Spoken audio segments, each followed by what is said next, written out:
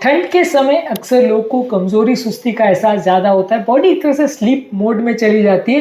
भले पूरी नींद भी आप ले लो, लेकिन आपकी बॉडी एक तरह से स्लीप मोड में रहती है। आपको दिन भर एक सोए रहने का या लेथार्जी का एहसास होता रहता है। क्या क्या चीज़ें आप कर सकते हैं इसको इम्प्रोवाइज करने के लिए, आज जानने का प्रयास करेंगे। आज का टॉपिक है tips to improve lethargy in winter season. Topic पर जाने से पहले जो लोग हमारे चैनल पर नए हैं उन्हें रिक्वेस्ट करूंगा कि चैनल को सब्सक्राइब करें। हमारे चैनल का पर्पज़ है लोगों को हेल्दी बनाना, और इस तरह का कंटेंट हमारे चैनल पर बहुत ज़्यादा अवेलेबल है, इसलिए चैनल को ज़रूर सब्सक्राइब करें, बेल आइकन को प्रेस करें, और यदि कंटेंट यूजफुल लगे तो फ्रेंड्स फैमिली के साथ इसे शेयर भी करें। टॉपिक के दौरान कुछ इंटरेस्टिंग साइंटिफिक फैक्ट्स, कुछ प्रैक्टिकल यूटिलिटी की बातें, कुछ साइंटिफिक स्टडीज़ के बारे में आपको बताऊंगा, इसलिए बने रहिए हमारे साथ एंड तक। चलिए शुरू करते हैं हमारे साथ ये हेल्थ का सफ़र।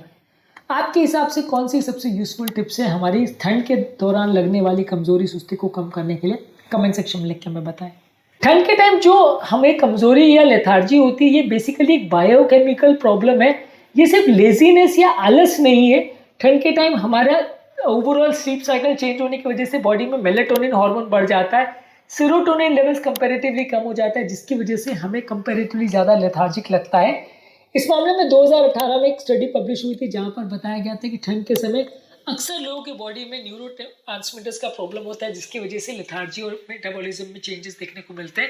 इसको इम्प्रूव करने के लिए आपको अपनी स्लीप पर फोकस करना चाहिए, क्योंकि कई और कारणों की वजह से भी ठंड में स्लीप कॉम्प्रोमाइज़ होती है।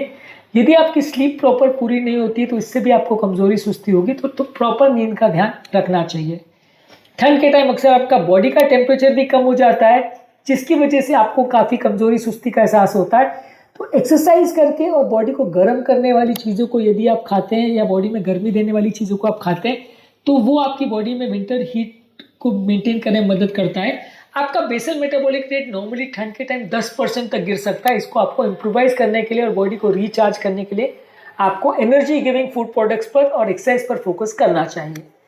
इसके अलावा ठंड में अक्सर विटामिन डी की कमी हो जाती है, जिसकी वजह से मेटाबॉलिज्म चेंज होता है, इम्यूनिटी कम होती है और मसल परफॉर्मेंस भी कॉम्प्रोमाइज़ होती है। ये सारी चीज़ों को इम्प्रोवाइज करने के लिए आपको कोशिश ये करनी चाहिए कि विटामिन डी जो चीज़ों में उनको ज़्यादा लीजिए, दिन के टाइम धूप पे थोड़ा ज़्यादा टाइम स्पेंड करिए और विटामिन डी लेवल्स को चेक कराते रहिए, क्योंकि विटामिन डी की कमी एक इंपॉर्टेंट कारण होती है, जिसकी वजह से आपको पता नहीं चलता है, लेकिन अक्सर कमजोरी सुस्ती का एहसास होता है। ठंड के समय अक्सर बॉडी में सेरोटोनिन और मेलेटोनिन का इम्बैलेंस होता है, यानी कि मेलेटोनिन बढ़ जाता है, सेरोटोनिन कम हो जाता है, जिसकी वजह से आपका मूड लो होता है और इसकी वजह से भी कमजोरी सुस्ती का एहसास होता है। तो ऐसे केस में अपने बॉडी को रिचार्ज करने के लिए आप प्रॉपर नींद लीजिए, और यदि बहुत ज़्यादा डिप्रेशन की प्रॉब्लम लगती है तो डिप्रेशन के लिए आप अलग से ट्रीटमेंट भी ले सकते हैं, क्योंकि ये डिप्रेशन की वजह से भी अक्सर लोग को कमजोरी सुस्ती का एहसास होता है। ठंड के समय अक्सर बॉडी डिहाइड्रेटेड भी हो जाती है, क्योंकि पानी पीने की इच्छा नहीं होती, और इवन अगर 1 से 2% भी अगर बॉडी में डिहाइड्रेशन हो, माइल्ड डिहाइड्रेशन भी हो, तो भी बॉडी में बहुत ज़्यादा एनर्जी लेवल्स और अलर्टनेस में कमी देखने को मिलेगी। खासकर ये लो ह्यूमिडिटी वाले एनवायरनमेंट में ज़्यादा देखने को मिलता है। तो ऐसे केसेस में आपको पानी ज़्यादा पीना चाहिए, प्यास नहीं भी लगे तो भी 2 से 3 लीटर पानी पीना चाहिए। इसके अलावा ठंड में यदि आपकी बॉडी में न्यूट्रिएंट्स की अगर प्रॉब्लम है, और अगर आप प्रॉपर न्यूट्रिएंट नहीं लेते हो, या अगर आप बहुत ज़्यादा हाई कार्बोहाइड्रेट वाले फूड प्रोडक्ट्स लेते हो, तो इससे भी बॉडी में इंसुलिन प्रोडक्शन बार बार चेंज होता है, आपका एनर्जी लेवल्स बार बार चेंज होता है, जिसकी वजह से कमजोरी सुस्ती का एहसास होता है। ठंड के टाइम अक्सर अगर आप बहुत ज़्यादा रिफाइंड कार्बोहाइड्रेट और शुगर खाते हो तो आपको प्रॉब्लम ज़्यादा होगी। इस तरह के फूड प्रोडक्ट्स को आप अगर अवॉइड करते हैं तो कमजोरी सुस्ती का चांस कम रहेगा। ठंड के समय अक्सर आप एक्सरसाइज नहीं करते हो, इसकी वजह से बॉडी की नेचुरल एनर्जी लेवल्स कम हो जाती है, नेचुरल मोटिवेशन कम हो जाता है। न्यूरोट्रांसमीटर्स जो आपके ब्रेन के होते हैं वो भी इस तरह से इन्फ्लुएंस होते हैं कि आपको दिन भर कमजोरी सुस्ती का एहसास होता है। यदि आप एक्सरसाइज करते हैं तो ब्रेन का डोपामिन और नॉरएपिनेफ्रिन बूस्टअप होता है, जो कि डायरेक्टली आपके एनर्जी और मूड को इम्प्रोवाइज करता है। तो ठंड के टाइम एक्सरसाइज आपको ज़्यादा करनी चाहिए और ज़्यादा टाइम के लिए करनी चाहिए। ओवर एग्रेसिव नहीं करना चाहिए, लेकिन मॉडरेट इंटेंसिटी एक्सरसाइज आपको रेगुलरली करनी चाहिए। ठंड के टाइम अक्सर स्लीप की क्वालिटी कॉम्प्रोमाइज़ हो जाती है, जिसकी वजह से आप ज़्यादा टाइम सोने के बावजूद भी एनर्जिक फील नहीं करते हो। ठंड के टाइम स्लीप लेटेंसी कॉम्प्रोमाइज़ हो जाती है और आरईएम स्लीप साइकिल कॉम्प्रोमाइज़ हो जाता है, जिसकी वजह से रिस्टोरेटिव स्लीप नहीं होती है। तो स्लीप के लिए अगर आपको बहुत ज़्यादा प्रॉब्लम हो रही है तो स्लीप थेरेपी, स्लीप हाइजीन को फॉलो करना या स्लीप मेडिसिन का प्रयोग करना या आप कर सकते हो। इसके अलावा ठंड के टाइम समय घर का एनवायरनमेंट बहुत ज़्यादा कई बार गर्म अगर आप करते हो, घर में अगर हीटर्स वगैरह का प्रयोग करते हो, तो इससे भी कई बार आपका ब्रेन परफॉर्मेंस कॉम्प्रोमाइज़ हो जाता है।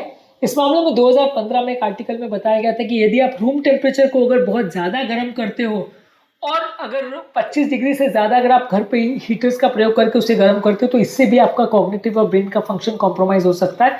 तो घर में ओवर हीटिंग का प्रयोग मत करें, क्योंकि इससे भी आपका लेथार्जी स्लगिशनेस का प्रॉब्लम ज़्यादा होगा।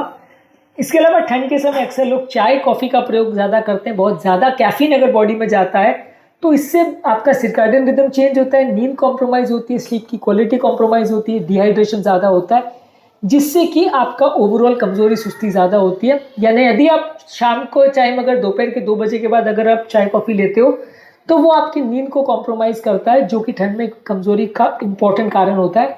तो ठंड के टाइम चाय कॉफ़ी ज़्यादा नहीं लेना है। इसके अलावा ठंड के टाइम आपको मॉर्निंग में थोड़ा धूप में टाइम स्पेंड करना है, जिससे विटामिन डी भी बेटर बने, स्लीप साइकिल भी बेटर हो और इससे आपको कंपैरेटिवली थोड़ा सुस्ती कम लगेगा। ठंड के टाइम न्यूट्रिशन में आयरन, मैग्नीशियम और बी ग्रुप के विटामिन वाली चीज़ें ज़्यादा लीजिए, जो कि बॉडी में अगर कम हो जाती है तो कमजोरी ज़्यादा लगती है। इसको ज़्यादा लेने से आपको फ़ायदा मिलेगा। ठंड के टाइम आपको लोगों से ज़्यादा संपर्क में रहना चाहिए, क्योंकि ठंड के टाइम सोशल आइसोलेशन हो जाता है, लोग से संपर्क नहीं होता। इससे भी साइकोलॉजिकली आप डिप्रेशन में चले जाते हैं और कमजोरी का एहसास करते हैं। तो अगर आप बाहर नहीं भी जा पा रहे हो, बर्फ़ भी पड़ रही है, तो भी फ़ोन पर आप बात कर सकते हो, वीडियो कॉल पर बात कर सकते हो। ये सारी सोशलाइजेशन एक्टिविटीज़ भी आपके अलर्टनेस और कंफर्ट लेवल्स को इम्प्रूव करती है। इसके अलावा पेपरमिंट और सिट्रस फ्रूट से आप अगर अरोमा थेरेपी या स्मेल थेरेपी लेते हैं तो इससे भी आपका अलर्टनेस इम्प्रूव होता है। गहरी गहरी अगर डीप ब्रीदिंग करते हैं, स्लो ब्रीदिंग करते हैं, तो इससे भी आपका ओवरऑल कंपेरेटिवली लेथार्जी, कमजोरी का एहसास इम्प्रूव होता है। प्यास नहीं भी लगे तो भी 2 से 3 लीटर पानी पीना चाहिए। दिन भर में सुबह की शुरुआत को आपको हाई प्रोटीन वाले ब्रेकफास्ट के साथ करनी चाहिए, जिससे आपको एक सस्टेन एनर्जी मिलेगा। दिन भर में घर के टेम्परेचर को प्रॉपरली बैलेंस रखिए, बहुत ज़्यादा गर्म और बहुत ज़्यादा ठंडा ना होने दें, और सडनली ठंड का एक्सपोजर भी बॉडी को नहीं होना चाहिए, इससे भी आपको प्रॉब्लम हो सकती है। और बीच बीच में काम के बीच में आप थोड़ा टाइम निकाल के यदि आप रेगुलरली एक्टिविटी करते रहते हैं, एक्सरसाइज करते रहते हैं, थोड़ा बॉडी को अगर स्ट्रेच आउट करते हैं बीच में, तो इससे भी आपको कमजोरी सुस्ती का एहसास होगा, आपको बहुत ज़्यादा लेथार्जिक नहीं लगेगा। ये सारे स्टेप्स को फॉलो करने से यदि आपको कमजोरी सुस्ती का एहसास ज़्यादा हो रहा है तो उसको ओवरकम करने में या बैलेंस करने में आपको मदद मिलेगी। आज के टॉपिक में हमने बात करी कि ठंड के समय कौन कौन सी ऐसी चीज़ें आपको करनी चाहिए जिससे कि आपको कमजोरी, सुस्ती और वीकनेस का एहसास उतना ज़्यादा ना हो। उम्मीद करूँगा कि आज के टॉपिक में कुछ नई बातें जानने को मिली होगी। जो लोग हमारे चैनल पर नए हैं उन्हें रिक्वेस्ट करूँगा कि चैनल को सब्सक्राइब करें, क्योंकि इस तरह का साइंटिफिकली करेक्ट और हेल्दी कंटेंट हम आपके लिए लाते रहते हैं।